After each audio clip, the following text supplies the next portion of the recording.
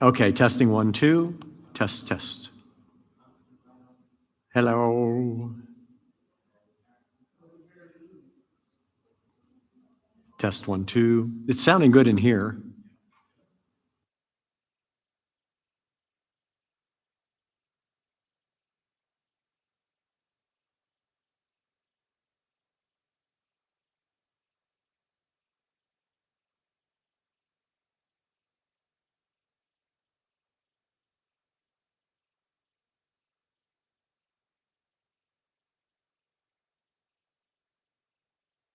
That way, people at home know that we're here and we're live.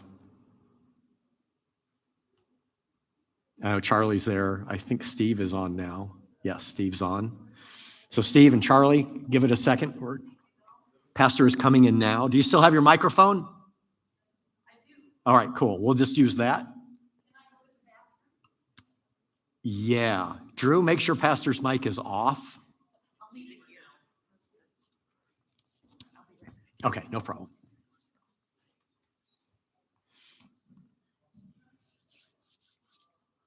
All right, and despite the visual you just saw, we need a minute more. So Steve and Charlie, hang on.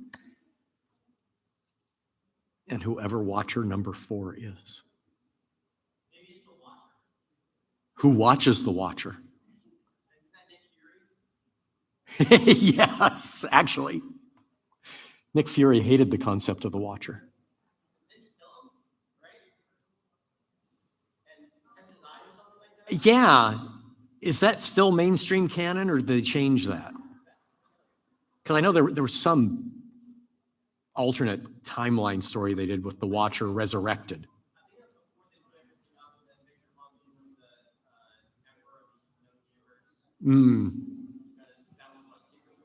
Yeah.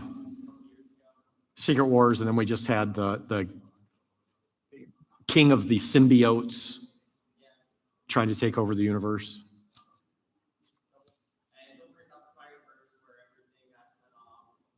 Yeah, well, Spider-Verse was kind of, multiverse anyway. It wasn't supposed to be Earth Prime.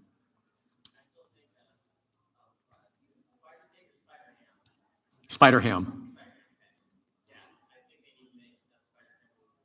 Yeah, there is actually a large group of people trying to get Marvel to do that. And poor Charlie and Steve, I think now you know what happens when there's no pastor to guide the conversation. Drew and I just could have done. We're not actually recording yet. Not recording? No. Okay. I didn't want to get in the way. No, you're never in the way. Especially because you feed me after.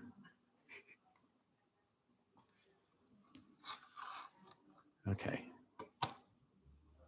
Mere moments. Okay. We have more people online, and just so a reminder to you, we are just about ready to go. We're just waiting for Pastor to finish something up, and she'll be here within a minute. In fact, you can type in your questions now for Pastor, since we're going to be focusing on healthy congregations. And she is the director of an organization called Healthy Congregations. So she knows whereof we speak and can answer your questions on that. Here she comes. We need a live house band. So as you're walking in, you can. I am working. I'll put on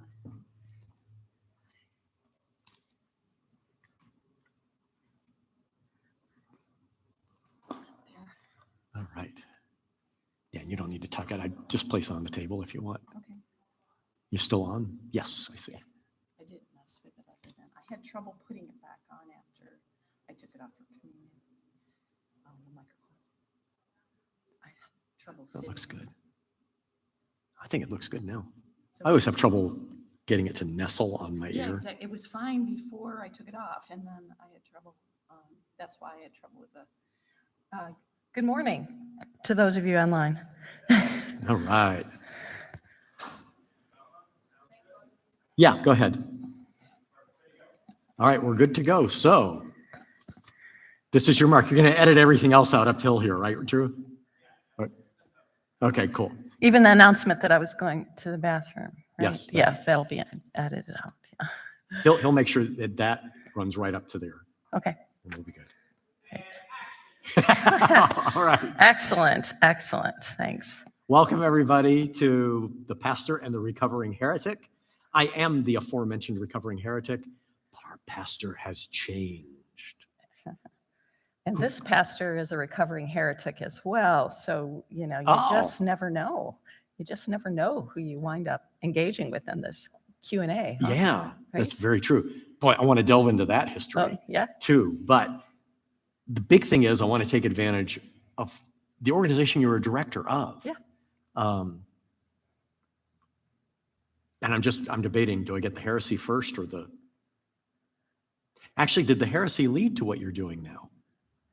I would say that one of the things that I found to be true about my own personal spiritual life Yeah. is that I'm willing to ask questions.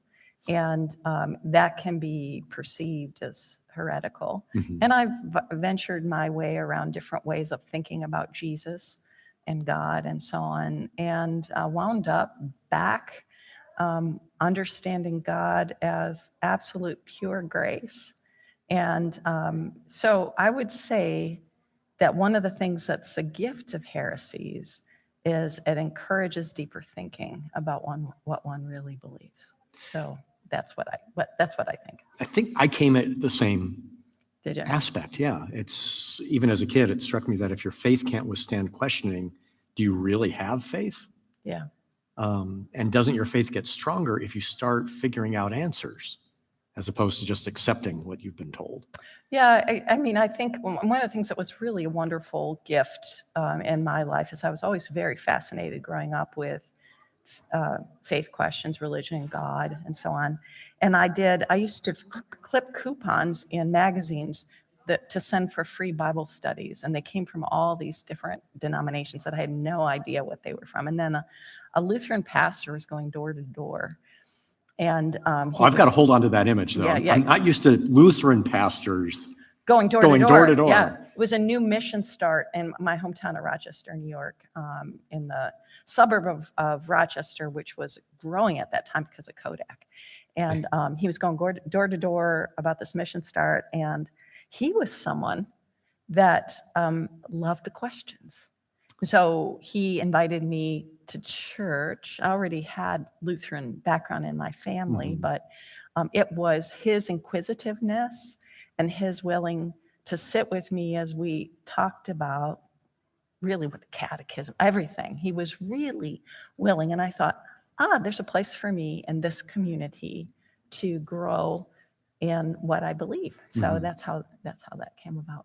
And I'm not afraid to, when I was a parish pastor for a long time, and I don't necessarily preach the standard operating approaches to texts. I mean, I'll read all the commentaries and so on, but I generally come up with my own view on it out of my own perspective. I had a parishioner that used to say to me, "I've never heard it preached that way, Pastor." So that may come out of the heretical background too, Dan. So I don't know.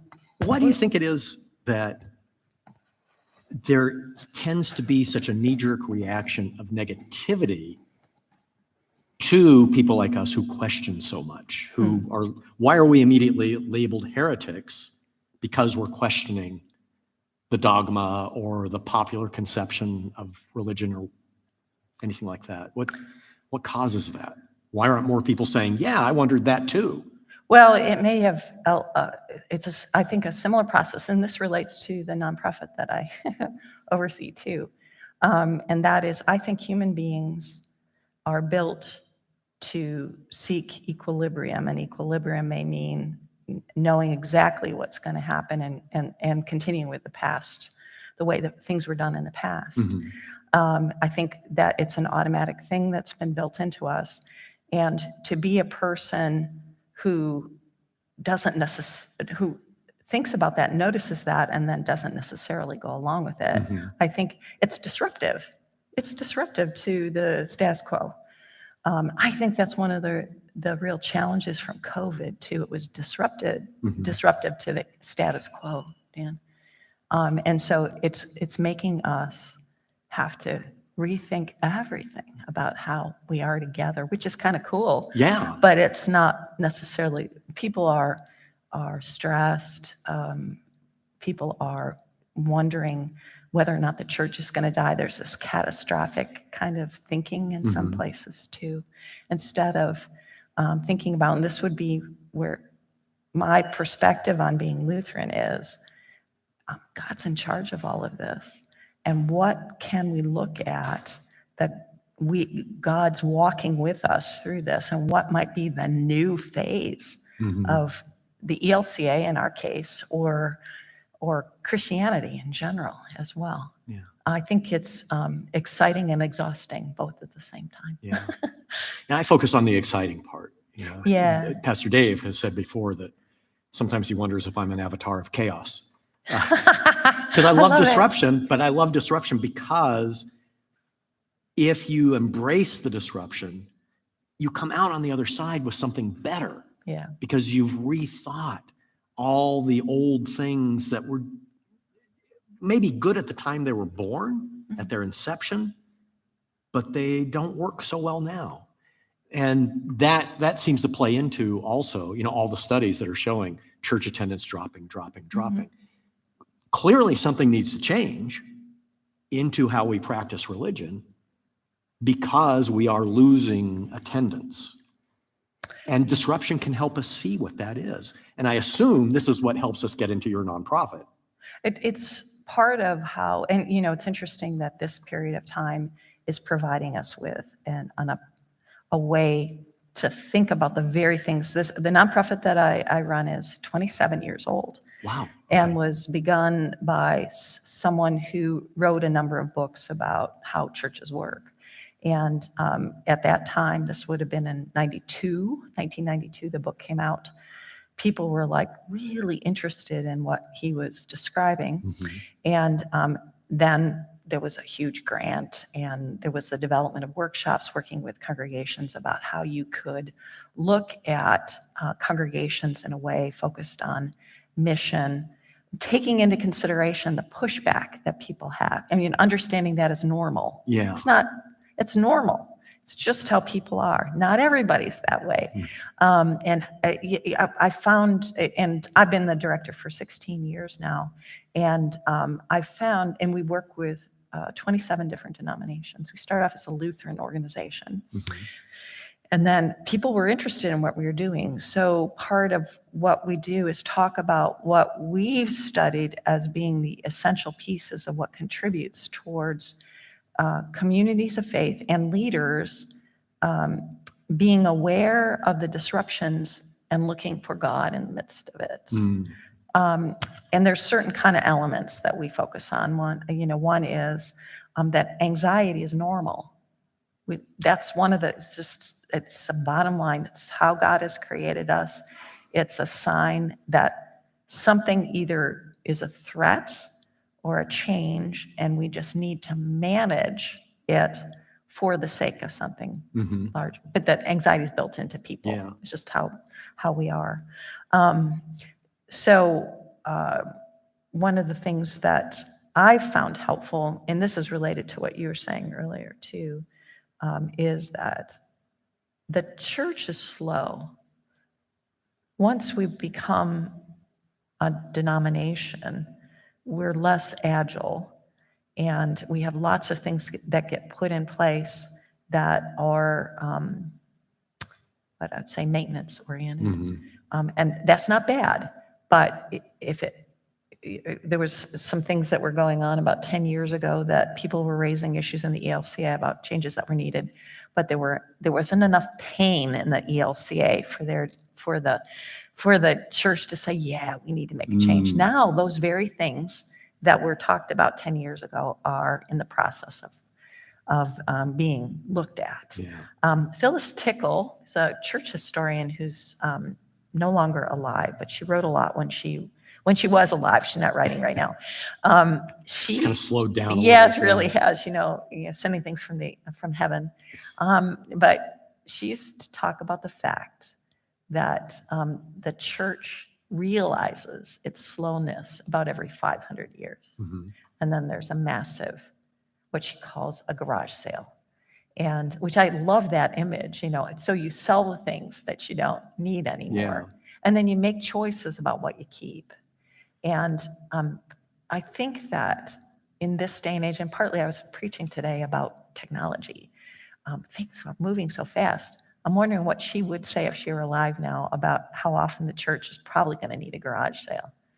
I think That's like Moore's Law. That's starting to accelerate.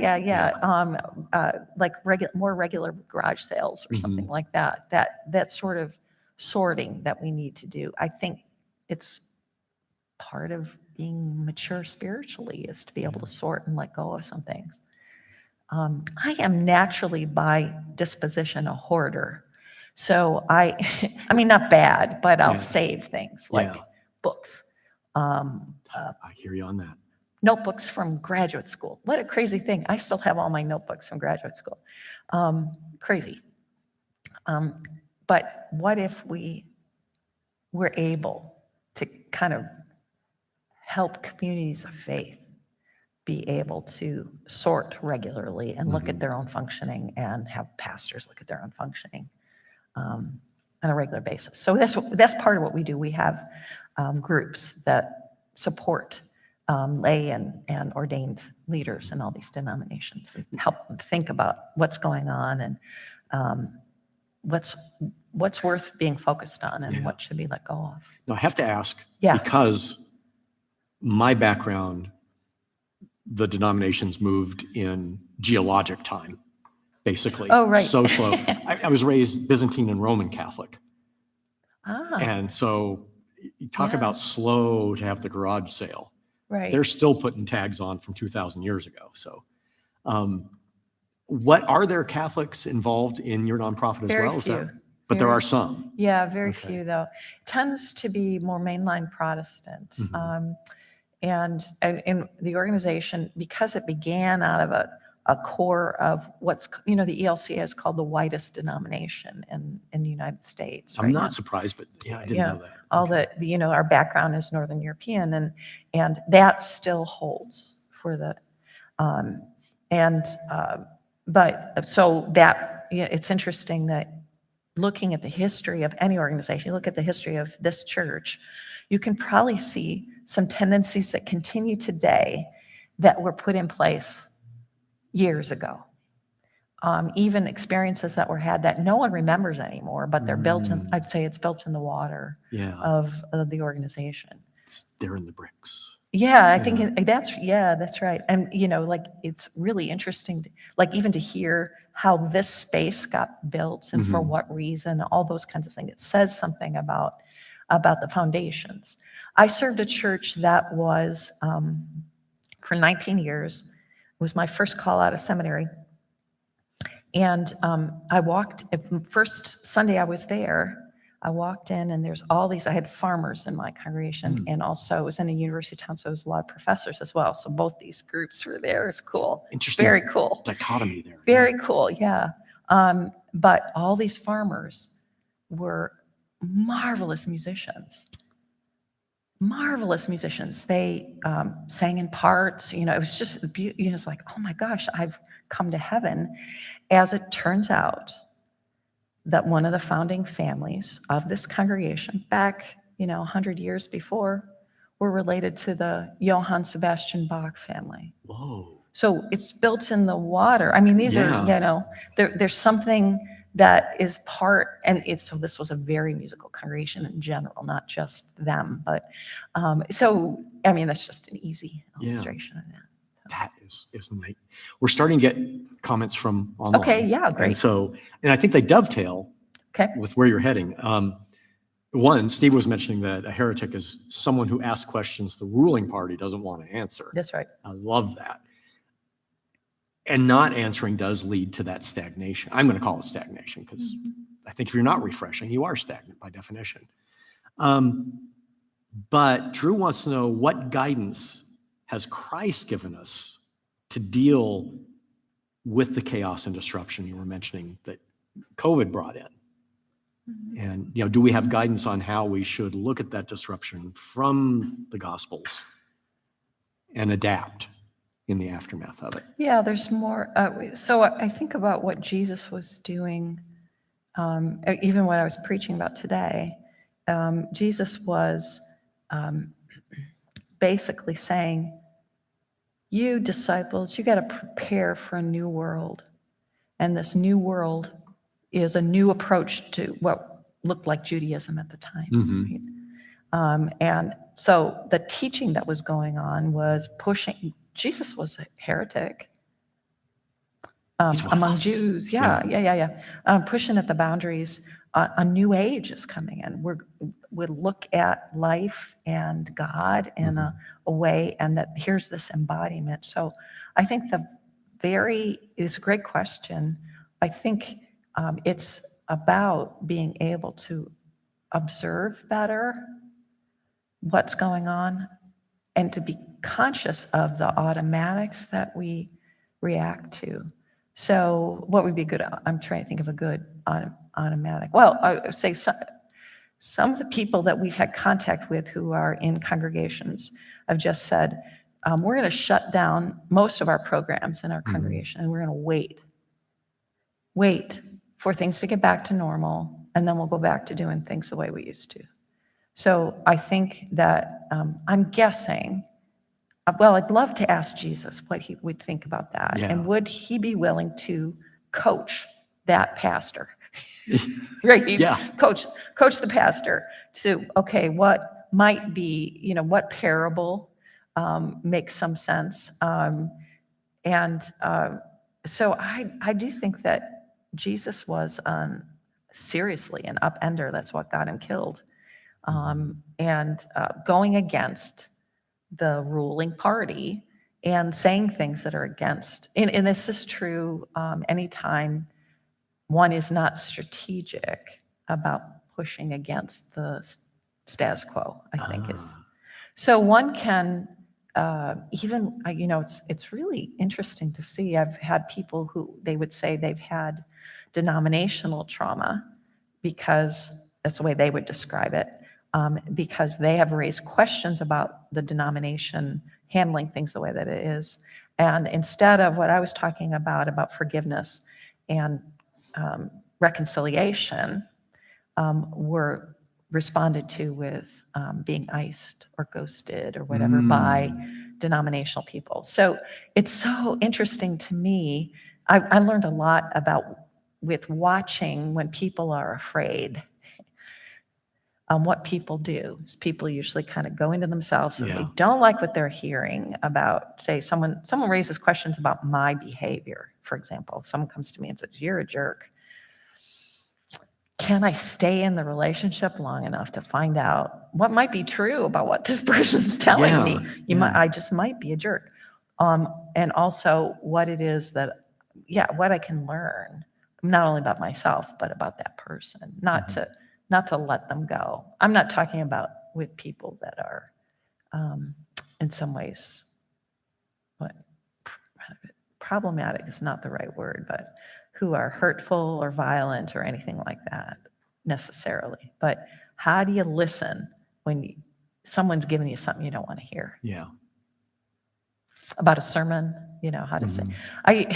In the early days of my preaching, I was very pro-Mary, anti-Martha, and the Mary Martha stories. And my older women in the congregation used to yell at me every time I preached like that, because they were women who understood what it was like to be service-oriented. Yeah. Have the That's Martha as an focus, example. right. Yeah. And I changed my ways, partly because they were right. Yeah. They were right. Well, yeah. I mean, part of it sticks out to me that Christ is always talking about servant leadership. From a historical record standpoint, it's almost like he invented the concept of servant leadership. And then to turn around and for people to think Mary's more important than Martha's role kind of contradicts the servant leadership motif. It is, and partly because of one phrase that Jesus supposedly said, which is Mary has chosen the greater part, the better part. That's confusing. That would lend yourself to think, oh, well, yeah, it's better to be someone who sits at the feet of Jesus and learns and so on. But putting that story in context with the other things that surround it, I think is really Yeah. important. Well, even That makes- today's gospel, you know. Yeah, You wanna grow, exactly. you've got to serve. You can't. Right, right.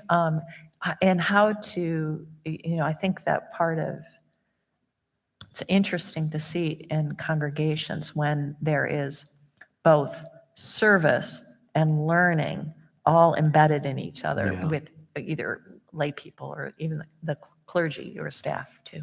Yeah. I want to explore the service aspect Okay. more, but in a second, because part of service I have found personally is, and I'm still really bad at this part, is knowing when to serve yourself. Because if you collapse, you're no good to anybody from that point. And I have trouble recognizing that. I'm surprised my wife hasn't shouted amen from the loft at this point. But I'm infamous for that. Never vacationing. And so Charlie, one of our council members, wanted to know, how can you get ministry leaders to take vacation? I do think that needs to be modeled. That's just an easy answer right there. I think I can't ask anything of anyone else if I'm parish pastor, if I don't do it myself. I think too, building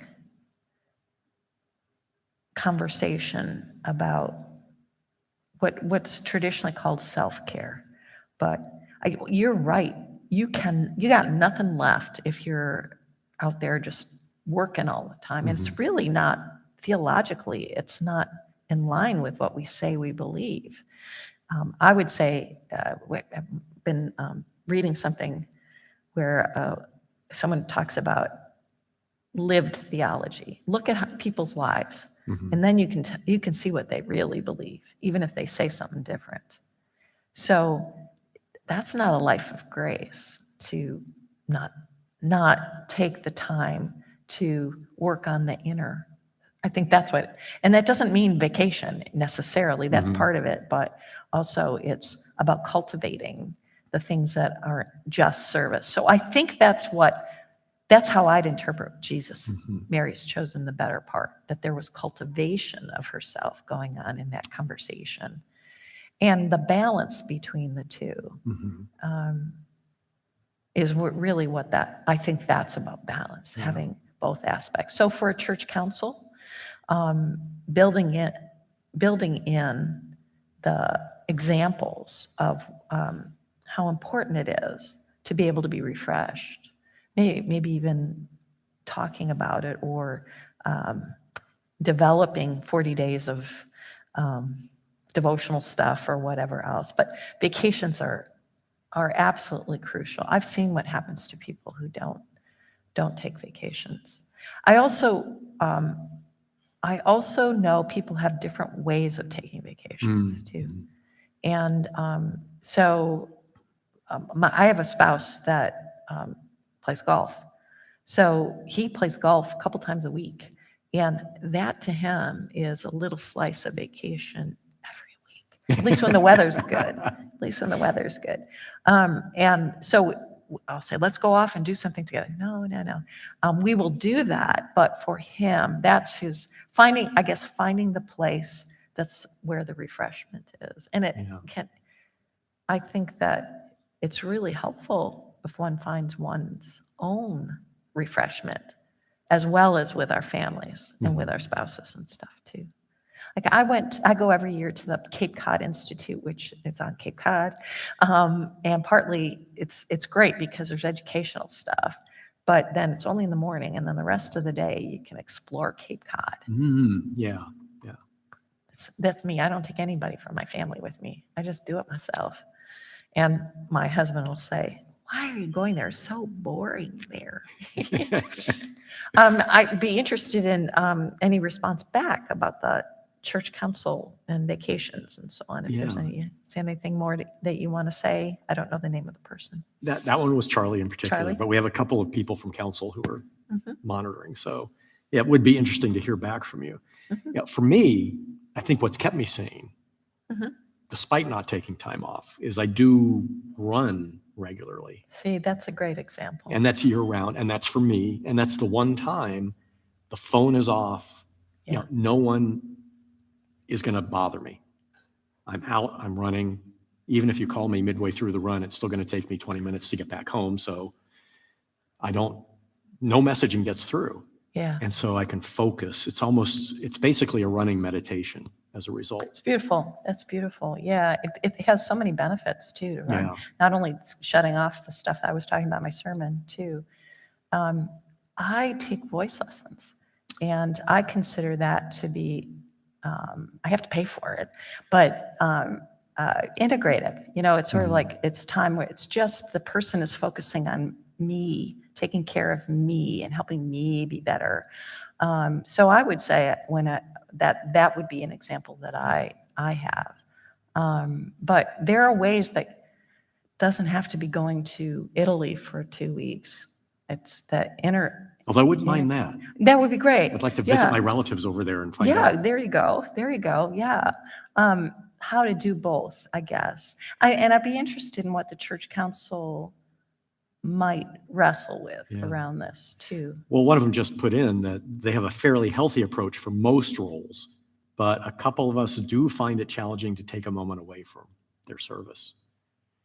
And that, for me, I don't know if this is how it happened with them. I used to run a nonprofit as well. Did you? And for me, it was mission creep. You know, I really, and I think this is very common in the nonprofit world, because you're offering a service to the community, you get so focused on how important it is for that service to continue that over time, you let the nonprofit take over more and more of your life. That's what happened to me. And I kind of wonder if that's what happens even on a council level, even maybe with pastors. I don't know if in seminary you're taught how to make boundaries as a pastor. Well, I think so. I mean, but it's, I think that it's something, I mean, that's generally part of a pastoral care curriculum, but it's when the rubber meets the road where you're having to make sense of it. And I think one of the things that our nonprofit deals with is what are the unconscious drivers that might lend oneself to handle things without keeping an eye on boundaries or what's healthy, and also what might, to be able to step back and say, oh, mission creep. I mean, I think that one of the things that parishes can do is regularly look at themselves to see in what way they're not functioning or functioning well, honestly, rather than, I know that I've been in organizations where it's a pat on the back, let's just keep going. The Healthy Congregations, we just 2 years ago began a concerted effort at looking at ourselves and having less focus on me as the executive director, because I was carrying a lot. And but it was done very deliberately now, and about the board taking more responsibilities, but being mindful of not too much either, because, a nonprofit board can be run ragged. Yeah. Well, in my case, I'm not kidding. I spent so much time there, focus purely on that nonprofit, that Google Maps started listing the nonprofit as my home address. If you look it up, that's a cautionary tale. Very cautionary. I mean, some people couldn't figure out how to get directions to get there because they'd look it up the address, and it would say Dan's residence, Dan's home, not the nonprofit name. Yeah. So wow. And Charlie points out, for him, stepping away can be a greater challenge when you wear multiple hats, because part of the answer then may be to find and train more hat wearers to take over some of those things. I think that that's part of what we're trying to do too, is to pass the hats or, multiply them too. So, and I'll give you just an example in the nonprofit. I have had the task of finding board members for the board to vet, to add. And I've tried to pass it off for years, finally. But, that there's a committee now. There's a committee that looks, and because their vision's bigger than mine. Yeah. This is just based on my network, not on, or, following my network along to be able to get to another possibility about qualities for board members. But that's just a small example. Yeah.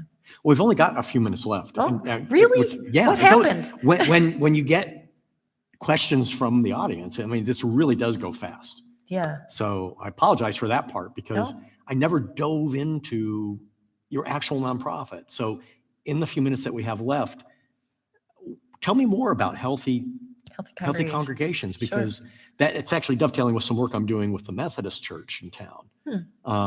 And so I'm eager to learn more because of that and self-interest here for this. But generally, what is healthy congregation? Until I met you, I didn't even know it existed. And yet here it dovetails with a lot of my day job work. Well, So yeah. Well, I want to hear about your day job too. So healthy congregations makes use of something called family systems theory, which is an approach that understands that how we interact as human beings is very much formed as a result of our experience in our families, and that we bring that into churches. Yeah. And so things like the level of, there's 8 different ways of looking at families and also churches. Yeah. And that was Bowen, right, who came up Yeah, with these Bowen, 8 core right. concepts. That's right. Okay. And 2 life forces, which have to do with anxiety, how much anxiety is in a family and in a church or in a community. We have tremendous anxiety in our culture today. So there's the wider view on that. But and so part of this is what we do is we have workshops that we offer to train people to use in their own congregations so that people can understand these dynamics and then concentrate. And I think this goes to vacations too. Concentrate on how they're doing. And a lot of it has to do with working on one's own family as well as one's church. So when I first started doing this work, I was parish pastor when I started doing this work, and there was all kinds of upheaval in my congregation. I came into a church and I'd followed someone who'd had an affair with the organist. So there was all kinds of lack of trust and all kinds of things going on. So I had to, I was a young pastor, had to manage a lot of that. And I just was feeling overwhelmed. So I started doing family systems work and worked on things in my own family. And that helped me manage some of the things in my church as well. So I started talking to my dad about things. I found out some history things, worked on my relationship with my siblings. And my mom died when I was young. So a piece of this was dealing with how one continues to grieve for a whole life. And then how one helps a congregation to grieve too, because that happened. Anyway, so we have workshops that we train people to go into their congregations, either their own or as a consultant, and just I'd say share a way of looking at oneself and the congregation. We also have specialized, if people are really interested in this, we have leadership training that makes use of this. So we have couple year-long programs. Now, is this for general leaders or specifically for clerical? We have both? accountants, we have nurses, we have counselors, we have clergy, we've got a couple of people now in one of our programs that they're retired now, but they used to be administrators at OSU. And so that they're seeing this as it relates to their current experiences of doing volunteer work. And also, one of the women said to me, I wish I had this when I was in my administrative job previously, because it makes some sense. And also, it helps to work towards calming down all the hot spots in families too. That's a big promise I'm making, but that's been my experience.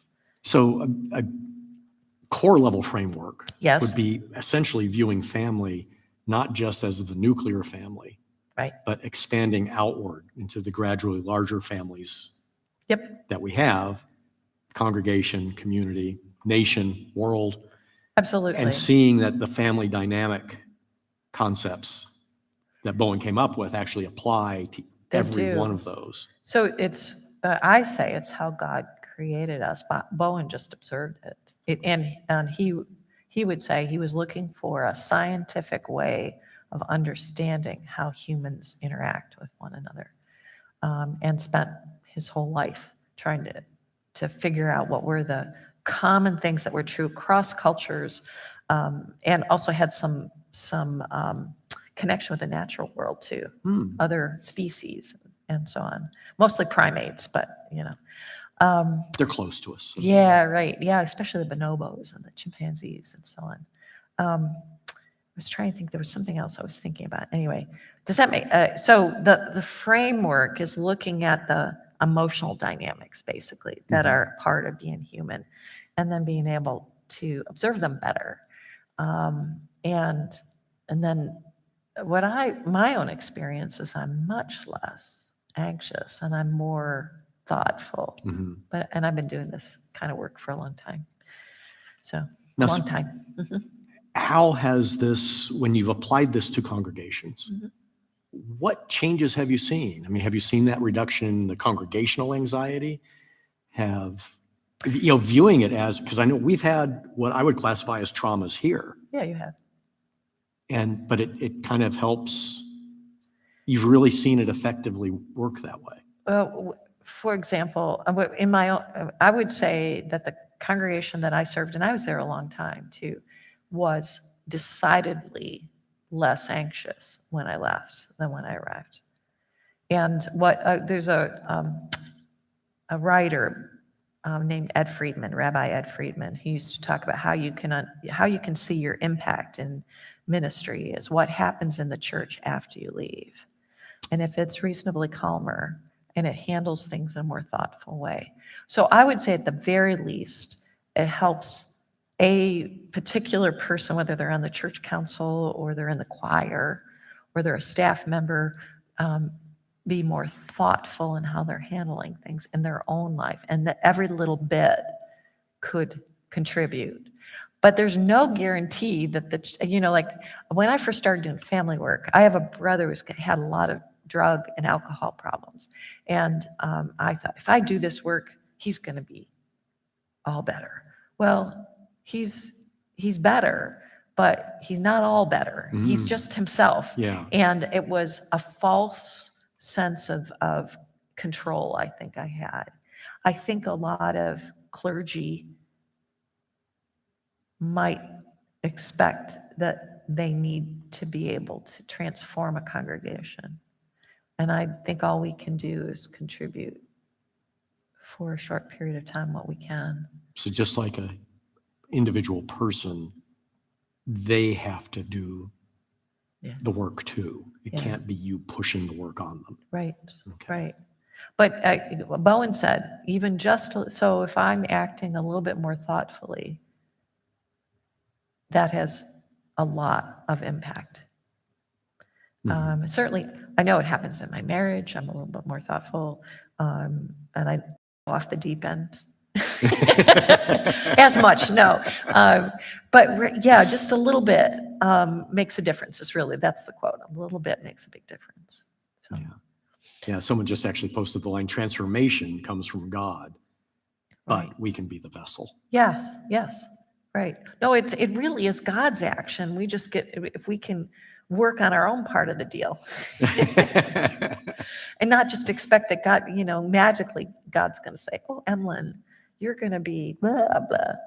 I've got my own work to do. Yeah. Well, we need to wrap up.